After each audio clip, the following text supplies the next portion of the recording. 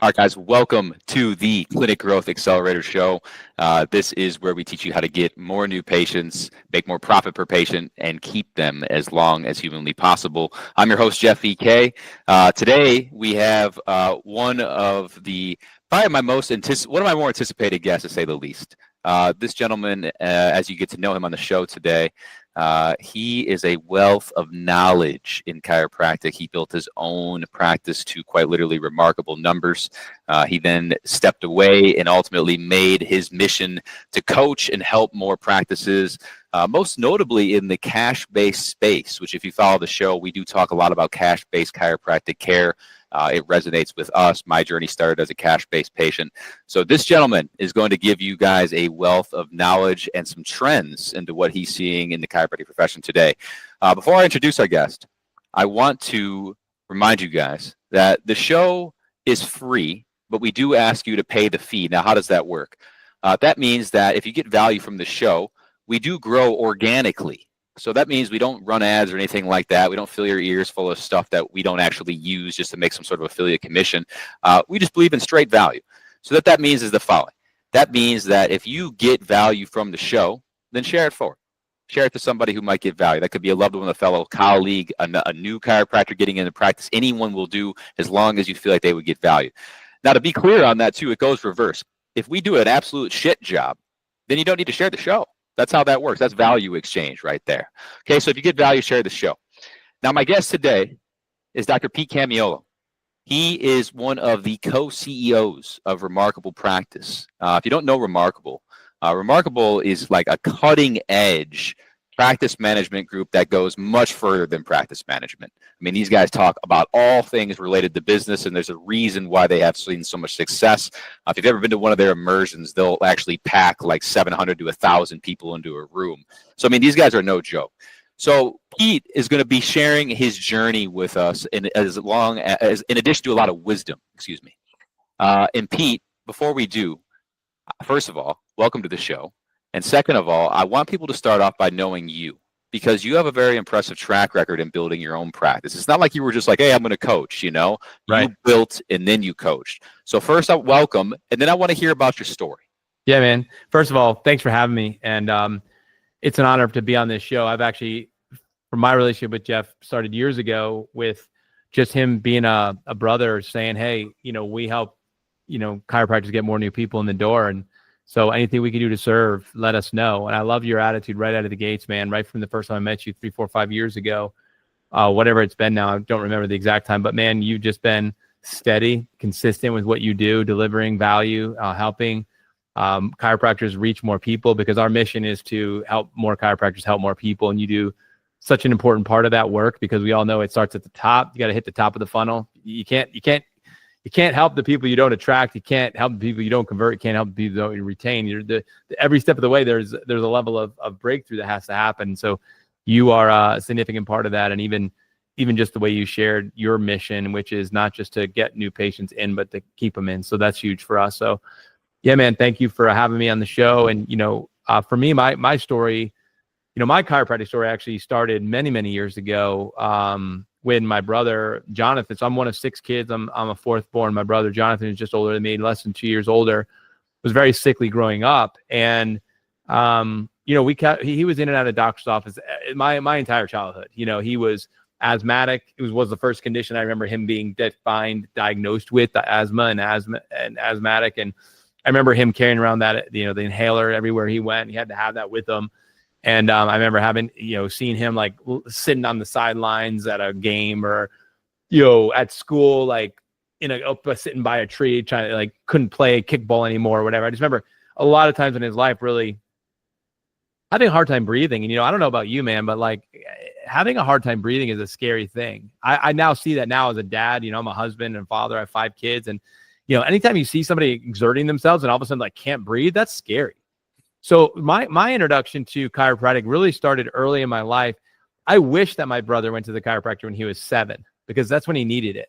But it wasn't until he was 18 that he actually made it to a chiropractor. For 11 years, that kid was going through the medical system, getting the runaround, trying different medications, He ended up getting new diagnoses. He had a bunch of diagnoses. He ended up with an autoimmune condition. He ended up with viral infections that affected his liver.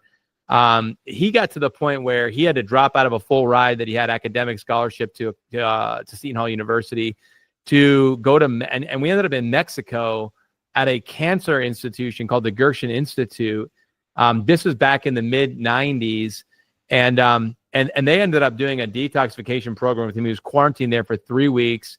This is where people that are the sickest of the sickest with cancer go. He didn't have cancer, but he was sick. He ended up going there, and they did a detox protocol with him. They sent him back to the U.S. with instructions of, you were doing 5 enemas a day, 12 juices a day, and they sent him back with instructions to go see a chiropractor. Now, we had no reason to go to a chiropractor because he had no neck pain, no back pain, nothing. But they sent him to a chiropractor, ended up taking an x-ray of his spine, found out that he had lost a significant portion of the curvature in his neck. They said he had a military spine. They said he had a spine of a 40-year-old who was 18 years old. He had no curvature in his neck. And the chiropractor actually explained this concept called subluxation. And when they explained it to my family, my parents were like, well, they had never heard of it before. But they started my brother under chiropractic care as well. And so he started under chiropractic care combined with the lifestyle changes that we were making. And we saw a dramatic shift in his life over the next 3 to 6 months. Literally went from a kid who was dying to a kid who was revived. And I watched over the next 2 years, his life completely transformed. So I proceeded to graduate high school and headed off to college. And there was a seed planted in me. And I remember watching my brother, who's my best friend in my life, go from literally dying to back to life and had his life turned around. And I knew that there was something more going on there. I didn't know what it was. Well, a few years later, I'm trying to figure out what I don't want to do with my life. And I started to just ask more questions. And I learned like there's this thing called chiropractic. So my mom ended up bringing me to a chiropractor to sit through what was a lay lecture, basically at the time. And I sat through the lay lecture and I was like, this is awesome. I think like I would love to do this. I just don't know if I got the chops to like keep going to school and like going to become a doctor. That was never like my thing. I was never the most academic person. I enjoyed learning. I enjoyed all the things that I learned, but school was like, I just had to get through it. But I figured, man, if I could do what we did in chiropractic, what they did for my brother, I would be interested. So I ended up going in and applying, and I ended up going to school. So I ended up in your neck of the woods. Actually, I was up Northwestern. I ended up there in Minnesota and did my grad school there. And, during grad school, man, one of the most important things that happened to me was I got connected with good people. Before I went to chiropractic school, I became a CA. Actually, I worked as a chiropractic assistant in an office. I was a front desk check-in CA. Then I became a tech CA. And I did all that before I even went to chiropractic school. So I had experience for about a year working in an office while I was finishing up my undergrad. Because I had a degree in occupational therapy. So I had to do a year of clinicals to get that degree because I was licensed as an occupational therapist before I went to chiropractic school. So, and so when I went to chiropractic school, like I had a pretty good idea of what I wanted to do. I came from an office that was more subluxation based, more families. And so again, I went into chiropractic school. When I came out, I hired a coach when I was in school. Before I even finished school, I used to spinal screen. Talk about marketing. I started my marketing journey as a T7 in chiropractic school. And there was 14 chiropractors in the Twin Cities area that did marketing events. And they used to tap the students and the clubs at the schools that were more principled. And I was in one of the clubs that got tapped. And so they basically sent sign-up sheets to us. And they was like, hey, if anybody can work at the Metrodome this weekend, we got a 3-day boat show or whatever. So I would go, and that's how I made money. Because I was like, well, I'm a poor grad school kid. I'll take every chance I can get. And plus, I wanted to get the message out. So it was a win-win for me. And so I got my chops with marketing starting in chiropractic school. I probably put in a couple hundred hours of marketing, like hand-to-hand combat marketing when I was a student. And so long story short, I graduated, ended up going back to the doctor I worked for, who was my mentor, and I became an associate in his office. And my vision was to potentially partner with him and do something. But, through my journey working with him, I just realized that wasn't my path. I wasn't supposed to stay in New Jersey. This was back in New Jersey, actually, where I was from. And my wife we ended up getting married. We felt like we're not supposed to stay. So long story short, I ended up going and getting trained up with a program through an awesome group called Max Living. They're another coaching organization, but I ended up working with them as a student and then even afterwards. So I ended up moving down to Florida, training with my coach who was coaching. I was coaching with them even since school, and then opened an office in Nashville, Tennessee. And man, it was awesome. Just my whole journey, because I had coaching, like I said, straight out of the gates. I spent a lot of time, energy, focus, and money developing myself and hiring experts to help me. And it paid off. We had a huge success in our clinic. We grew to, like you said, over 1,000 a week in under a year, and we've maintained that for my entire career. We were over 1,000 a week office my entire career. I never felt like I was supposed to be a coach, but I just found myself coaching all the time. Mm-hmm. And I found people calling me and wanting to be coached by me and coming to my office and visiting my office and wanting to work with me. And so I ended up spending a lot of time working with doctors and helping develop them. And I realized I had a passion for that. So my journey to coaching, long story short, was we were just very successful at what we did as a chiropractor.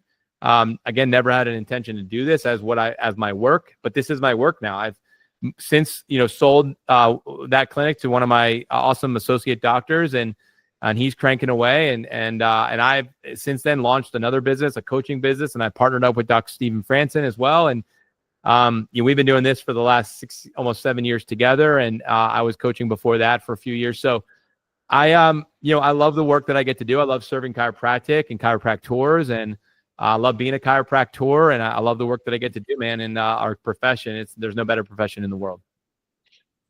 Man, that's amazing. It's interesting that the journey is never linear, like it's like you didn't expect to be a chiropractor. That's how a lot of people find this profession, It's like they themselves get impacted, or they know somebody else that got impacted. In the case of yourself, it was your brother, your best friend, So like I think one of the things you alluded to, which you said so elegantly, is that you were able to grow so quickly. I want to just linger on your initial practice before we get into the remarkable practice.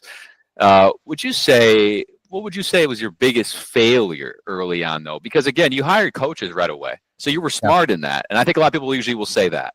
But like looking back to that younger Dr. Pete, like what are some things you would do differently if you were starting a new business today?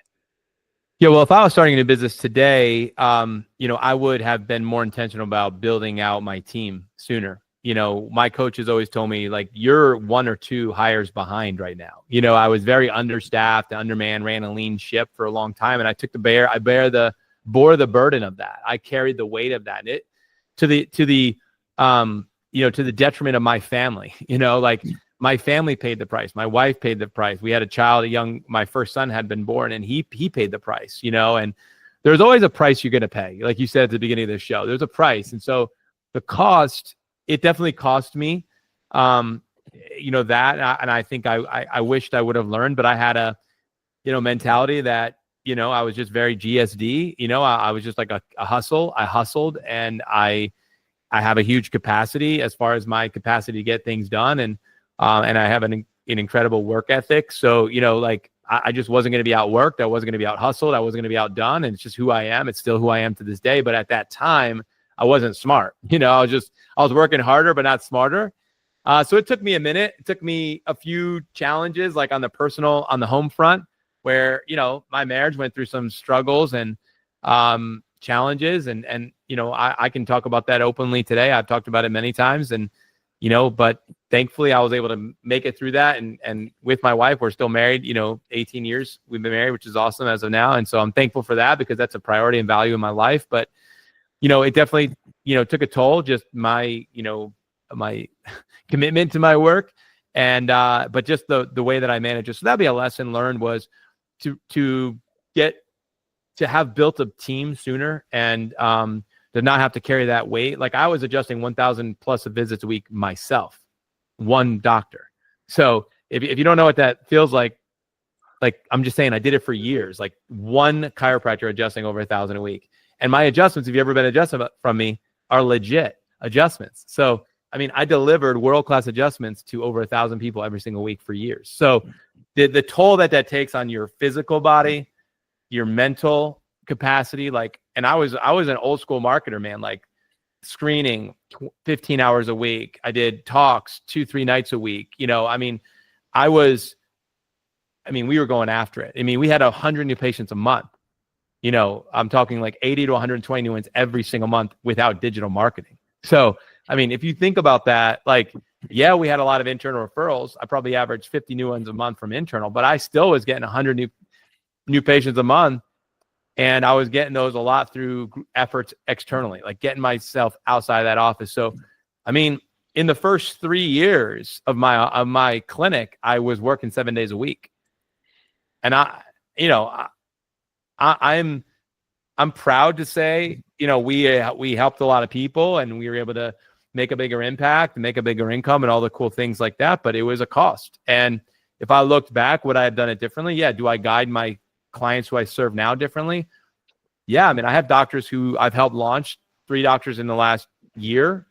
And, you know, a lot of them are making more money than I was even probably able to make at that time. And they're doing it with far less brain damage. And so, but you know what? God used those experiences for me and the struggles and the pains and the lessons that I've learned now to help teach other people. So, you know what? It all came full circle and good things have come from even the hard things and the lessons I've learned. I wouldn't be where I am now without the lessons and the scar tissue. And guys, I told you before we started the show, if you didn't think he was qualified to coach, now you get it. Now you understand. You know, that was just a lesson in battle scars that you now have that you get to share with others, you know. Yep. Now, one interesting thing, I don't want to linger on it too long, but one thing you said in there, and I think a lot of docs do this, and I see it in myself, is that we run the business like too lean. And part of that, I wonder, is that you start off so broke. Yeah. So when you first start cash flowing some stuff, you like to bank it, you know what I mean? Yeah. And you're willing to do that work. But to your point earlier, there's always a hidden cost: family, marriage, rough points in your own personal life in terms of just, you know, strain and energy that goes towards doing that kind of stuff. But again, that's why you're one of the kings. That's why you get to share the lessons, my man. Yeah, you know, for me, it's that's exactly who we were. That was us. You just described us. So it was all about, it was crushing debt, paying off all my debts. It was like, I was very committed to that. So there were benefits as a result of that. You know, as I look back, what do they say? Hindsight's 20/20, right? So as I look back, I have clarity on like why I was doing what I was doing. Were there casualties along the way? Yeah. Have we overcome that? Yes. But you know, so my lesson learned that was one of them. And so, you know, with that, we were able to accomplish some things in a very quick period of time, which I'm grateful for, because I was able to like crush debt, crush some stuff that I just wanted to get rid of out of my life so I can move on. So I'm grateful that, you know, I was able to stay lean. So yeah, so there was actually positives that came out of that. You know, even though I learned lessons and I advised to do it differently, the way that I needed to go, that was what I needed to accomplish. I think even looking at my own story, I'm like, you know what? I'm proud of the way that we did it, because it's all that I knew. I wasn't advised to do anything any different, by the way. It wasn't like I wasn't seeking counsel. I mean, I had people in my corner. I had people that I was getting counseled from, you know, and I had mentors and I had coaches. So it wasn't like I was flying just solo on this. So I was guided in many ways I wasn't doing anything wrong. They were just saying, you need more help, you know? So it just took me longer to figure that part out. But, you know, I learned and then, you know, we solved that problem. Amen, brother. That's amazing. And one other thing, I'll touch on that, and we want to get into the remarkable practice. That's going to be where the bulk of the value comes today. There are some people, and I'm sure you see this in your coaching clients, like if you have a practice and you're getting started and let's say you're doing less than $1 million a year, like, you know, some people, they get smoked by their fixed overhead, you know, like there's some offices where they're like, hey man, like I don't make a single dollar until we collect 60,000, you know, and like they're not collecting 60,000, you know? So some people, they try to add too much too quickly, niches, team, machines, fancy stuff. And then now those are liabilities, you know, to a certain degree. So I admire the way you did it. Would you have done it a little bit differently? Absolutely. But there may have been some other ways that you could have done it that would have lent some not so favorable things financially too, you know? That's true. Excellent. As we go to the next topic. So for us, obviously at CGA, we're extremely familiar with you guys, the Remarkable Practice, the legendary group. I wanted you to quick explain the Remarkable Practice and the core mission behind the Remarkable. And then I want to talk about a little bit about the cash model, because I think that it's so relevant in today's chiropractic landscape of people not leaning on insurance, not treating chiropractic like sick care or pharmaceuticals. So talk us a little bit about the mission behind the Remarkable that you and Dr. Francis started. So I want to start with our premise. So the word premise means it's an underlying core belief. So our underlying core belief at the Remarkable Practice, the thing that drives everything, is that you can have a remarkable practice as part of a remarkable life and not instead of one. Let me break it down. You can have a remarkable practice. So what does that mean? Well, you would need to know what it means to have a practice that is noteworthy, that is remarkable. That's the talk of the town. Like, what would it look like for you to have a practice of that quality, that standard, that's the talk of the town, that's noteworthy, that stands out, right? That represents your vision, your mission, your values in a significant way. That's a remarkable practice. And as part of a remarkable life, to me, says, so many times, Jeff, our businesses and our life, they compete. But what we have found is that that's not optimal. That's not remarkable. That's actually dysfunctional. But unfortunately, for many entrepreneurs and small business owners, and specifically chiropractors, that our businesses and our life tend to compete for space in the calendar, space in our lives, for time, energy, focus, and money, the four limited resources that we all have.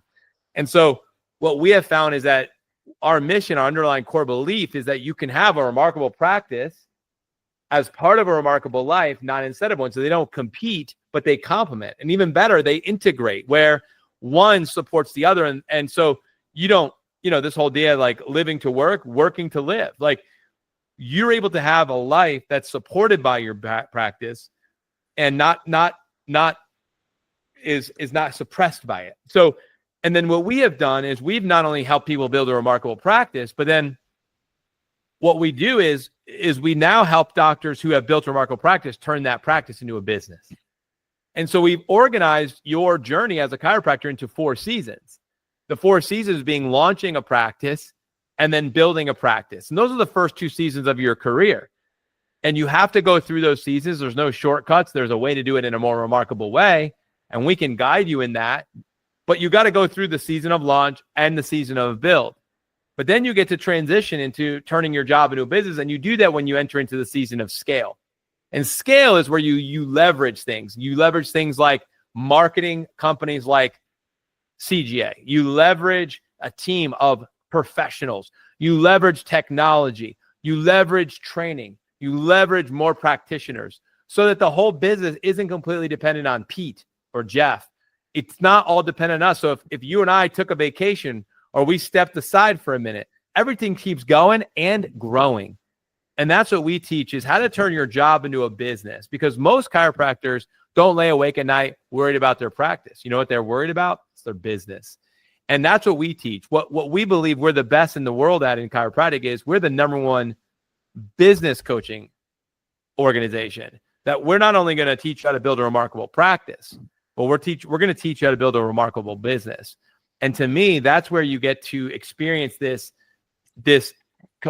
combination of a remarkable practice as part of a remarkable life, not instead of it. Is when you turn that job into a business that's by definition scalable and durable and then eventually transferable. That is what we do. That's unique. And that's what we do that sets us apart. So you can add in, if you wanted to add in blueprint automation, you wanted to add in a software, if you wanted to add in functional, you wanted to add in decomp, whatever it is, where a lot of chiropractors, right, they chase some shiny objects or trying to cover up for their lack of ability to, maybe deliver world-class chiropractic, or they just haven't been able to hit it. Like, our doctors who are able to successfully build a remarkable practice can turn their practice into a business, add an associate, add a second associate, a third, add a second clinic, third, fourth clinic. And that's what our doctors are doing in the business side. And that's what I coach. And that's what I spend a lot of my time is teaching doctors how to scale and scale well. And that's when they're starting to experience greater growth, greater freedom, and greater peace of mind. And that's what we do. And then, of course, the last season after you scale your practice is you exit. So you launch, you build, you scale, you exit. And the truth is, Jeff, that you and I know that there's a couple things that are guaranteed, death and taxes, like they say, right? So, but one of us, at one point, you're going to exit your business. Hopefully it's on your terms. And our goal is that we help doctors exit on their terms with a graceful and a profitable exit. And unfortunately, The trend in chiropractic is 80% of chiropractic exits poorly. 80% of chiropractors are not exiting well. So we have an epidemic. We have a major crisis in chiropractic when it comes to the exit, and we're on a mission to help fix that. We got a lot of work ahead of us, but we're committed to doing it, and we're glad we're working with guys like you. That's awesome.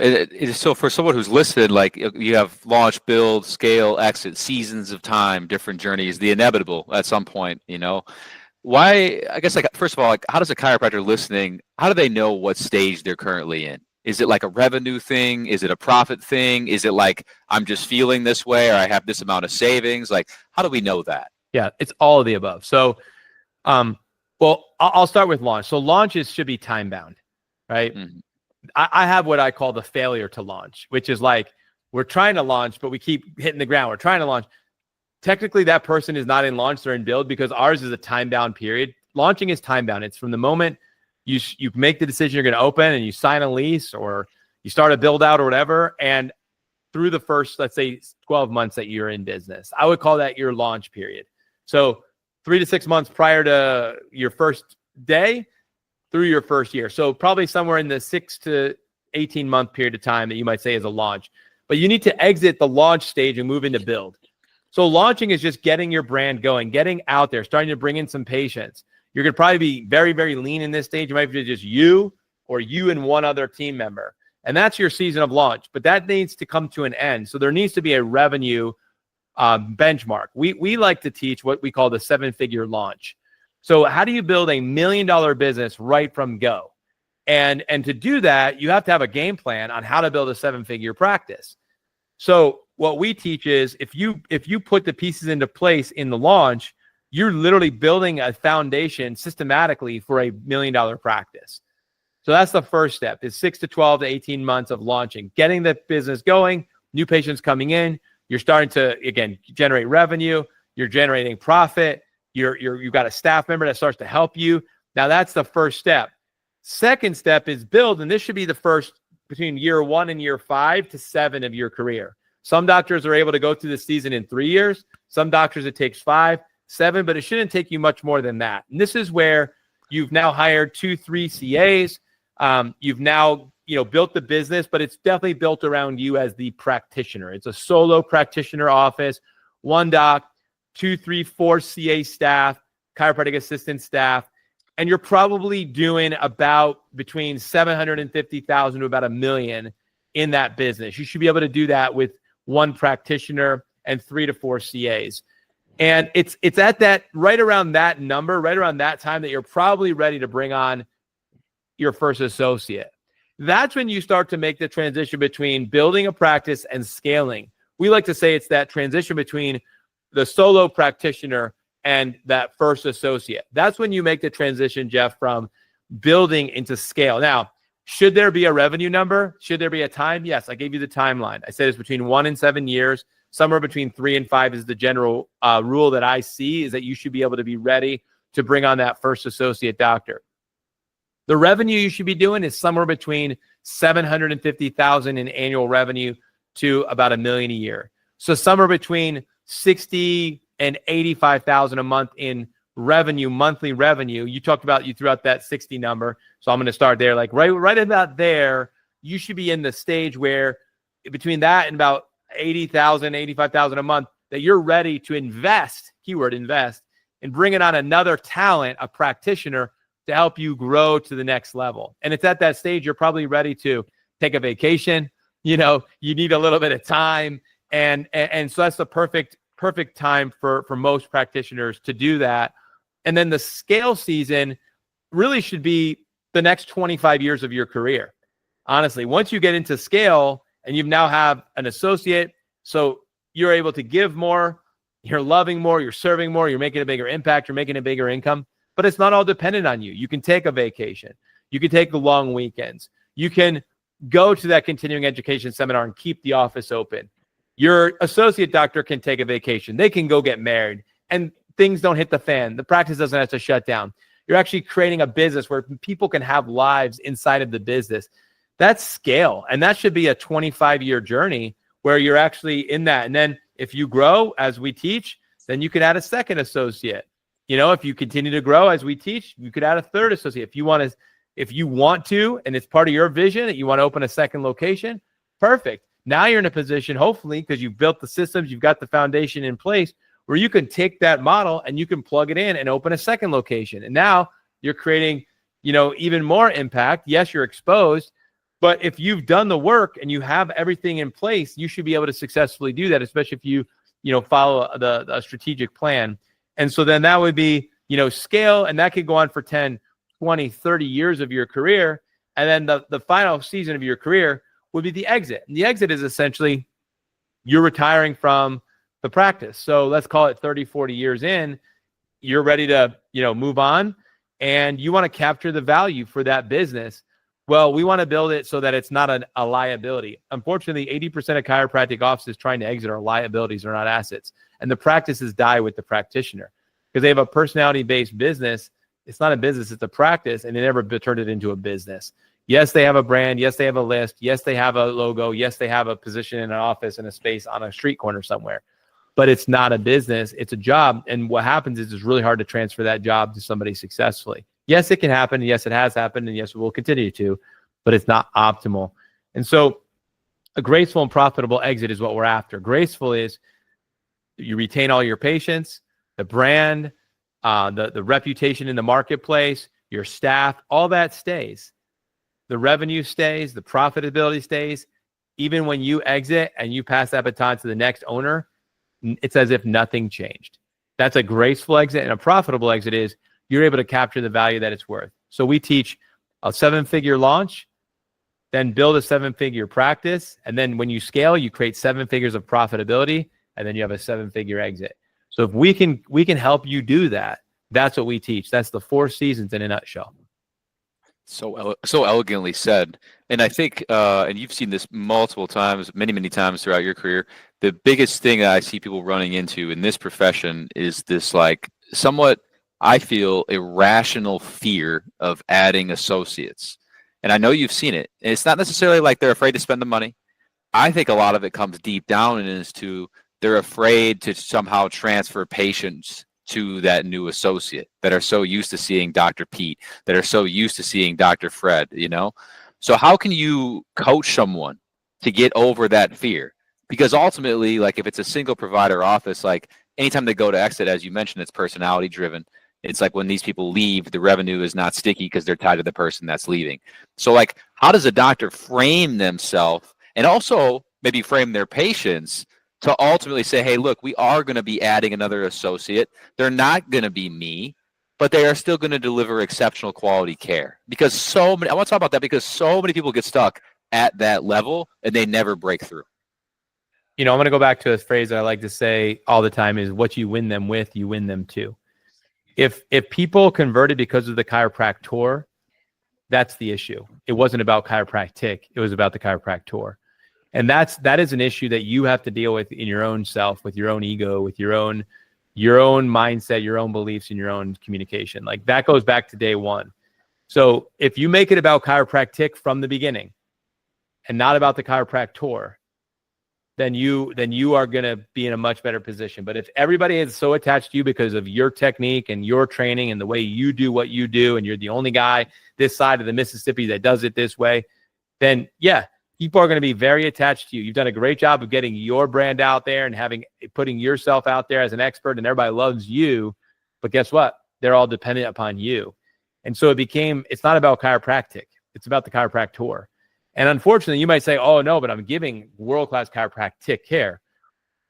But that's not how they perceive it. The patient is more attached to you than they are the actual services that are being provided. And so, again, it's often the place we all start because we have to build our own equity inside of our organization, our own brand and our own authority and expertise. And that takes time, right? And so you're going to have to put in your 10,000 hours. You're going to have to do that. And so but ultimately, could you build your expertise without ever making it about the chiropractor and keeping it about chiropractic? And I would say you absolutely can. So that would be the one advice that I would give anybody that's listening is check yourself, check your patients. Do they come to see you or do they come for chiropractic care? In other words, when they leave because they're moving out of state and they're moving to Florida, are they asking you to help them find a new chiropractor in Florida and a new chiropractic because they don't want to stop their chiropractic care, right? Like, is that happening? Is that happening all the time for you? Or are people just dropping out of care? Or are they dropping out and coming back to see you when they need you? They never really bought chiropractic. Because if I look at your retention numbers and I look at your PVA and I can see your average patient visits are X number of visits, if it's anything less than 100, 200, 300 visits, they're not buying chiropractic. They're just buying the chiropractor. They're buying the euphoria of the experience of feeling better, but they're never really understanding what it is that you're doing anyway, because they're just in a pain state and they just used it until they got better. And then they're like, I think I'm good. So I'll see you. Thanks so much. You're a miracle worker. I love you. And I'll be back the next time I'm in a crisis. They didn't buy chiropractic. They bought the chiropractor. Absolutely brilliant. So with the right messaging, guys, from the beginning, you can frame yourself up to where when you hire the associate, the patients don't bat an eye. Elegantly said, my friend. And we're gonna continue because we want to make sure we value your guys' attention on this show. And we want to make sure we cover a wide range of topics, mostly because Dr. Pete is a legend in this space in terms of knowing his facts. One of my favorite remarkable principles, which I have admittedly stolen from you guys, and talked about in my own business, is the 33% principle of marketing. Can you talk us through a little bit about that? Because it does relate to the associate thing too. Because in order to get an associate, you got to get enough volume, right? So a 33% principle, from what I understand, is kind of a risk mitigation marketing strategy, a combination of internal, external, and digital. Walk us through that. And then we also want to talk a little bit about the future of where you see the profession going next. One of the reasons why I love working with you and CGA is that you embrace that and you understand that, where you won't work with a client who says, I'm expecting digital marketing to save my practice and be the savior of the day. You have to speak openly and honestly to them. Like, listen, we want to be a part of your marketing strategy. We don't want to be the only strategy you have. And we teach that. We teach that you shouldn't become too dependent upon one or the other. So what we teach, Doc, is the rule of 33, the rule of 1/3 in many ways, right? So if I looked at your marketing, which we call attraction, right? We organize the attraction domain of your business into 3 categories. The first category is internal marketing. The second category is external marketing. And the third category is digital marketing. So let me break it down. So internal marketing. So this is broken up into 3 categories. So you have 3 types of patients so internal marketing is what you're doing internally through inside activities that generates new patients coming in. We might like to call those referrals, but there's 3 different referral sources. Source number 1, which is oftentimes a blind spot, and oftentimes the only one that some have, which is organic referrals. Organic referrals is a category of new patient lead gen.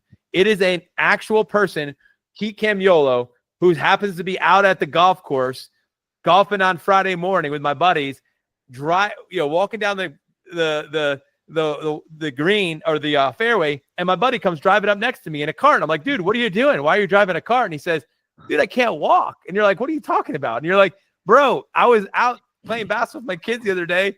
And dude, I woke up the next day, I couldn't walk. So I had to take the cart. And you're like, dude, you need to go see my chiropractor, Dr. Jeff. And they're like, absolutely, man. Like, just send me his number. I'll call him. That's an organic referral, right? And so that's a beautiful thing. When you have a great reputation and people love you and they trust you, they're just going to send their buddy over to see you. And you're like, how did you hear about us? You're like, my buddy Pete, we were golfing the other day. He said, I got to come see you because I was driving in the car and he's busting my chops. I should be walking next to him. We do this every Friday morning. It's like, yeah, so that's an organic referral. That's one type of referrals. And you should have a steady and predictable number of those people coming in every single month. If you deliver world-class care and your patients know, they understand chiropractic and understand the value of that. So that's one group. Number 2 is what we call process-driven, which is people that simply go through the journey as a patient, starting on the first day, before the first day, which we call day 0. Like, you've got to have mechanisms in place that immediately start to stimulate and plant the seeds that we love referrals, and creating a culture that referrals are part of the process. That even in TRP's first 40 visits, we have 55. We've identified 55 referral opportunities to generate process-driven referrals in the first 40 visits. So 55 at-bats. You think you should get 1 or 2 hits with 55 at-bats? I personally think you should. So that's the second type, which is process-driven. And that's for the life cycle of a patient. As long as they're an active patient, there's processes built in where there's an opportunity for them to share. And by the way, we teach, Jeff, that marketing chiropractic is an act of kindness. So just sharing the message of sharing this with a friend, a family member, a coworker, it's just being kind. Just like be a good person, man. Like tell them about chiropractic. Don't just hog that to yourself. Like you need to share the love, man. So that's part of the deal, is just the attitude that we have of you should be loving on people that are in your circle. The third type internally is campaigns. And this is running like events, like if you did an internal, like a workshop inside your office where people have an opportunity to come out to hear a class on some topic, like let's say sleep. And you're like, hey, if you know anybody in your circle that struggles with sleep or wants to learn how to optimize their sleep and improve their rest and their energy as a result of that, have them come out to the workshop. Those are great, like workshops and patient appreciation events. Those are two examples of a campaign that absolutely amazing ways to generate referrals. So that's internal. External is built out on what we would call traditional outside marketing, which is like networking, going to networking events like BNI, right? Being a part of the chamber. It's, radio, TV, it's external talks, it's external screenings. It's it's your paraprofessionals, like going to lunch with the attorneys, going to lunch with the other doctors, the doulas and the midwives in your community. It's being connected with gym owners and church, pastors, etc. Right? That's all external marketing. It's those relationships that you build, which become a steady flow of new people coming in your office because of the relationship capital that you've built simply because you're outside the four walls of your office. That's the second category. The third category, the third 33 is your digital. And the digital is your digital marketing agents that you hire because they're the experts. You shouldn't be trying to figure this out. Hire the experts that are going to do this. And that's like Clinic Growth Accelerator. You fall in that category.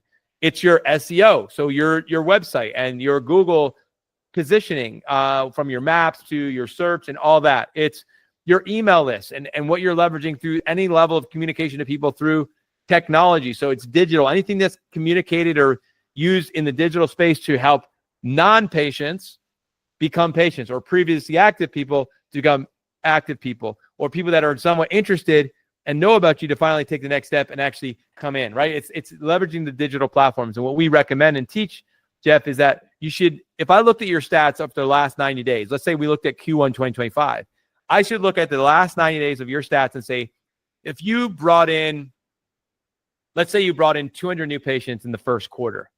If I looked at that, I'd want to see a nice distribution of about 65 internal, 65 external, 65 digital over that quarter. That's what we should see.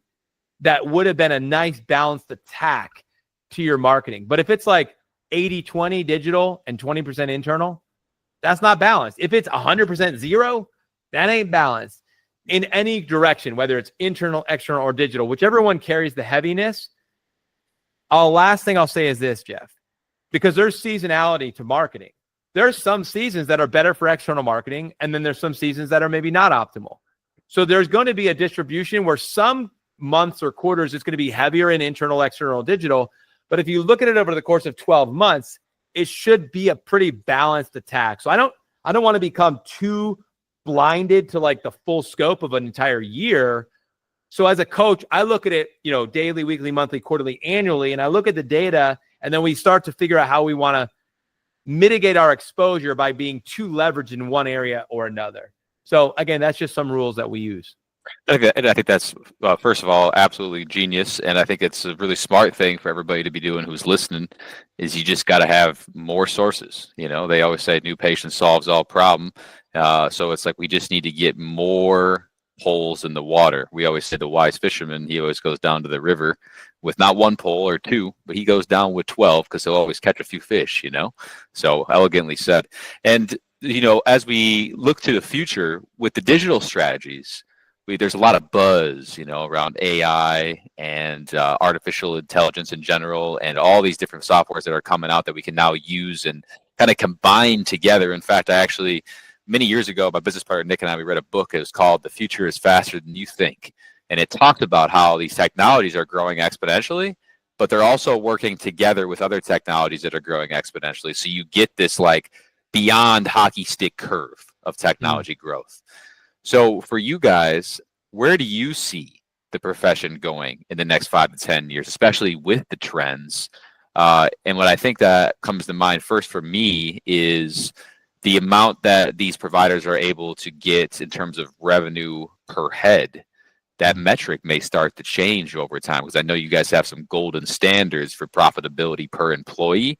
So I'm curious on how that all relates and really where you see tech taking the profession. Yeah, it's a great question. So obviously we can take it from any one of the directions, and this is the way I would teach it. I would look at it through the 5 domains of the business. So let me explain.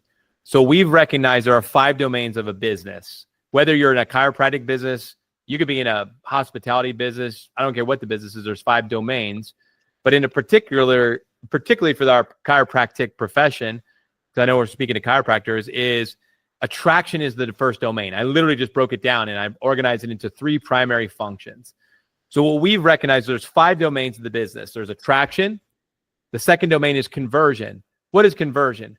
This is taking a seeker, somebody who's interested, raises their hand and says, I think I might need a chiropractor, to go through a very intentional, systematic, formulaic process that drives towards a decision where they choose to get under chiropractic care. They choose it. So that's the second season, or second domain is conversion. Third domain is retention. Retention is everything that happens after conversion from that point forward. So, you spend a lot of time, energy, focus, and money on your marketing.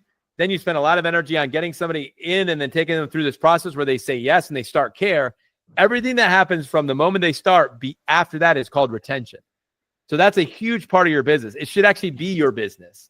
And I'm not going to get into that today on this podcast, but I'll say that that's the third domain. The fourth domain is what we call your team. Your team is the people, the actual talent, human resources, the resource of humanity, the human being side of the talent that actually helps execute all the attraction, conversion, and retention components that are required to run a remarkable business. And then the fifth domain is collections, or the business office. I personally believe, Jeff, that all 5 of those domains need to leverage technology and will continue to leverage technology in a more significant way so that we can reach more people, that we can serve more people, but do it with less dependency on people. Does that make sense? So we can reach more people with less dependency on people. So we can scale, and we could put the focus of our people on, let's say, deliverables of actual services that drive revenue and bring value to the customer who gets the care, and to the clinic that generates the revenue, and to the people that are working in the clinic who can receive that and then reinvest it back in technology to help us scale. So we're going to have technology optimizing our internal marketing, external marketing, digital marketing. We're going to use technology to optimize our conversion process, day 1 and day 2 and day 3. We're going to optimize technology to optimize our retention process, our continuing education, our operations, and our long-term care. We're going to leverage technology to optimize our team, the human resource component, the training, developing, and equipping of our people, and the leading and management of our people. And then we're going to use technology to optimize the business office, everything from how we track patients and engage with patients and reporting and all of our systems for metrics and data and everything that has to do with revenue and revenue generation and profit and loss and taxation and all that, like leveraging technology and all of that. And that should create a more remarkable business. So I know it's a can of worms, what you're talking about, and it's a big question, but that's my summary answer of how I believe it's going to be in the future. It's yeah, absolutely, man. And I think that's so smart to look at it in different silos too. I mean, it's crazy with these technologies, because you could literally just take what Dr. Pete just said as a golden nugget, put that inside of some sort of AI large language model, and say, hey, I want to help me create something for my attraction, conversion, retention, team building, and possibly even finance, and use AI to have AI come up with a plan. Like, here's what you can do in all these categories. Like, here's my business current state. Here's what works in it. I like to do that with chat. I like talking to it. I'm like, hey, here's my business current state. Here's what's going on. Here's how many teams we got. Here's where I think our bottlenecks are. What are our blind spots? And the AI would give you so many ways that the AI itself could help in all 4 to 5 of those categories. So brilliantly said, man. As we near the end of our show, We could talk for a lot of hours, as you guys could tell. I'm curious for you. I have two more questions for you, and I think they'll be relatively brief for the respect of everybody's time. I want to know, first and foremost, when it's all said and done, what do you want to be remembered for in terms of the Dr. Pete legacy? That is a big question. So it's big. I know. I saved it. You know, I have some core values, and where my mind is going is into my core values, and it's going into my kind of vision, which is, our vision in Remarkable is to restore health. And my personal mission is to help people to live in alignment. And that is, and I have three components of living in alignment that I focus on. One is, and this is my work very much so with business owners and leaders, which is that they would learn how to work from rest. That people would be able to, I think we're best when we work from a position of rest. And I can unpack that. It's a whole nother thing. The second is that people would be prospering in business. I really believe that we're designed to prosper, to flourish. And I believe that we live in an abundant world, and there's plenty of abundance to go around. And then the third component of it is that you enjoy your life. You enjoy living your life. I believe that when you're living in alignment, you are working from rest, you're prospering in your business, and you're enjoying living your life. That to me is alignment. And there's a bunch of components but I would love to be remembered that I helped people live in alignment. Work from rest, prosper in the business, enjoy life. That is the true definition almost of the remarkable practice, as you mentioned earlier, top of the call. Remarkable practice as part of a remarkable life, not in place of. Last thing for you, man. And then I want to make sure you guys know and follow a little bit more of Dr. Pete's work. They've got some exciting things coming up that we're going to share here at the end of the episode. Before we do, last question. And I ask all my guests this, it's a hypothetical, okay? If you tomorrow morning woke up and you didn't have anything anymore, you had no money, you had no practice, you did not have a coaching business, you didn't even have your relationships, like none of that. However, you still have the same mind that you have right now. You still have all your knowledge, just no connections, no money, and no assets. What are you going to do over the next 30 days to build back as much as you possibly can in that duration of time? Do I have relationships? You can build relationships, but you don't have them right now. Yeah. Man, the first thing that I'm going to do is my personal answer to this is I'm going to pray, because, I know that where my source of strength and help comes from. So I'm a man of prayer. So I believe that that's where I'm going to go first and foremost. Because if I've learned anything up to this point in my life, because I've been to the top and I've been to the bottom in my life in all the areas that you just described. And that's the first place I'm going to go, man. And I believe that through that experience in prayer, and as I hear God's voice, he'll guide me and tell me exactly what to do. And I would just follow that plan to a T. I'm a very coachable and teachable person. So, but the thing that's why I asked you, do I have my relationships? Because honestly, the first place that I would go is I start building relationships as quickly as possible with people that I know that I can work with, because I know that the way we're going to rebuild is we're going to do it in community. So I'm going to build a community as quickly as possible around me. And I know that through that community, that's how we're going to get in 30 days. That's how we're going to transform and be right back where we were. It's a brilliant answer too. And it's actually in alignment with your journey of starting your own business. You sought counsel from the experts long before you even opened a business. Same idea here. We need to look to the higher power to find counsel and follow the plan. Well said. You guys have some I want to talk to you guys real quickly as we wrap up the show today. Dr. Pete has obviously the remarkable practice, and part of that is they do remarkable immersion events where they get sometimes all of their clients in one room, their teams. They talk about different topics throughout the year, to be clear, all the way from attraction, retention, and conversion as well. You've got one coming up that I'd love for you to share a little bit about. Yeah, so I'm excited because we have what we call our conversion retention immersion coming up June 6th and 7th in Orlando, Florida. So we do 3 immersions a year, Jeff. So the first one we did in Tampa this year was what we call our team building event. We spent 2 days focusing on helping you develop a more remarkable team. Our conversion and retention immersion is a 2-day event as well in Orlando, Florida, June 6th and 7th. That's where we're going to be digging deep into the conversion formula and the retention formula, where we teach you, we open the playbook and we literally go through it and we train on that. And we work with you and your team for 2 days on how to take your conversion and your retention components, divisions of your business to the next level. And then the third immersion we'll do later in this year in the fall will be our attraction immersion, which is all about marketing, which we really focus on the internal, the external digital marketing and upgrading that for the following year. So yeah, so I would love to extend an invitation to anybody who's listening to this. If you're interested in, if you want to meet us in person, you would love to like break bread with us and spend a couple of days, rubbing shoulders and working on our craft together. We'd love to have you come down to Orlando, come out to Orlando, wherever you're coming from, and join us for that event. If you want a ticket, hit me up. Happy to see what I can do, or Jeff, you and I, we can work on that. But we'd love to get you a ticket. Maybe it's you and your team. But I'd love to invite you to come out and spend a couple of days with us. We love the work that we do, and we're pretty confident we can help you take it to the next level. And there's nothing like being in a room together with a bunch of like-minded chiropractors, and good things happen when that happens. Nothing better I've invested in my life is masterminds. I mean, masterminds are the critical component. It reminds me you're not on the journey. It reminds you that you're not on the journey alone, but the ability to capture ideas in just short amounts of time is just unmatched. So, guys, what I'm going to make sure to do, if you're listening, is in the show notes, there will be a link to the June 6th and 7th events with Dr. Pete and his team over at their Remarkable Practice. So make sure to check that out if you guys would get value from it. Open invitation, and these guys will certainly take care of you at that event if you decide to go through with it.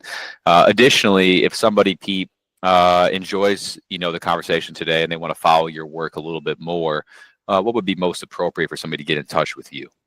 Man, if you love listening to podcasts like this podcast, we do a podcast. Stephen France and I have a podcast called The Remarkable CEO for Chiropractors. So I'd love for you to check it out. I would say it's probably, if it's not our best work, it's some of our best work in that podcast. So there's hundreds of episodes of us literally just sharing our heart and what's working and what we're learning and growing. And it's from my perspective, it's absolute gold. So check out our podcast. Again, like Jeff, you said at the beginning of this call, it's free. So you can do that. If you would like to connect and speak with me, I mean, I'm open to doing that, as I am a coach. We have an organization, we work with chiropractors. So if you're interested in having a call and connecting, happy to connect with you. I'll give Jeff you my, just a link to my schedule. You can just pop in my calendar and let's grab 30 minutes and talk shop and see where you're at. And if there's anything that could be done to help you, happy to share that. You can also hit me up on, Instagram, Facebook, any of the social channels. You can message me and tell me that you listened to Jeff's podcast and you heard me, and we can connect that way too. So all the above they work for me. Amazing. Well, guys, I mean, as we near the end, check out those links. They are in the show. If you're listening actively right now, check out the show notes. We'll have all the links in there to Dr. Pete, Remarkable Practice, the events, everything coming up. Absolute pleasure to have you on today, my friend. It's been a long time coming. And for those of you that are listening, we promised at the beginning of the show to deliver some goods. And I like to believe that we over-delivered on this particular episode. So if you got value from it, share it forward. That's the only way we grow. We have seen decent organic growth on the show, despite admittedly a little bit of kind of bumpiness in our schedule. But we do appreciate you guys growing it, and it's a way to help the profession, help more people. So without further ado, Dr. Pete, I really appreciate you being here, sir. Thank you for all your wisdom and energy as usual. And I look forward to continuing to collaborate with you guys over at The Remarkable. Yes, sir. Likewise. Thank you, Jeff. Take care, guys. See you soon.